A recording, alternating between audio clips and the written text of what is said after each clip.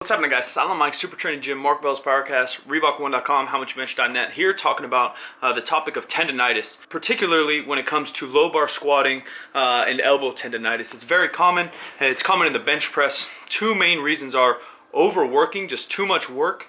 Sometimes our tendons and even our muscles just can't keep up with it. The ligaments get inflamed, especially in your joints, starts to hurt, causes a lot of pain. It feels like it's injured, you're not, but it really hurts.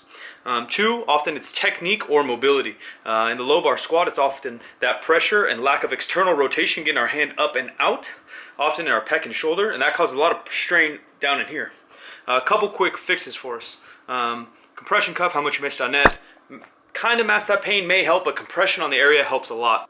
A couple other things we'll get into is rolling into our pec minor, our front delt, and even just our general pec. So if you grab a lacrosse ball, any kind of hard ball, maybe even a golf ball, but something a little bit bigger, soft ball, something like that, lean against the wall, really roll in there, try to dig out, spend 2 to 3 minutes finding sensitive areas.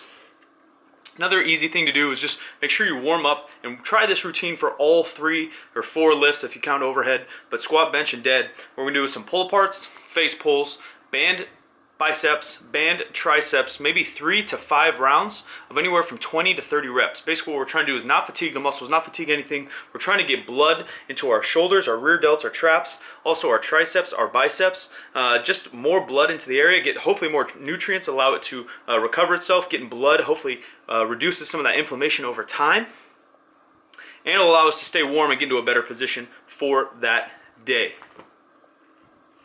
Couple fixes that we can do on the squat itself. Sometimes, obviously, you can move the bar higher and use safety squat bar for a couple weeks, maybe even months, to give yourself a break. But a couple things we can do within the squat are, what I personally do is I wrap my wrists, and then I let my wrists cock back a little bit, which will put some pressure on your wrists, hence why I wrap them. But it allows a greater range, and for me to get the bar a little bit lower, and almost getting away and avoiding the lack of range of motion in my pec, shoulder, and obviously that external rotation that I talked about earlier. Number 2 would be a thumbless grip. If you go thumbless on the bar, sometimes you can keep your hand underneath a little bit rather than on top of the bar, allowing a little bit more external rotation. Once again, adjusting where the bar goes. Obviously, if you're trying to squeeze every single inch out of it, not every case is the lower bar going to be the better position in the long run. Tendonitis is very common, guys.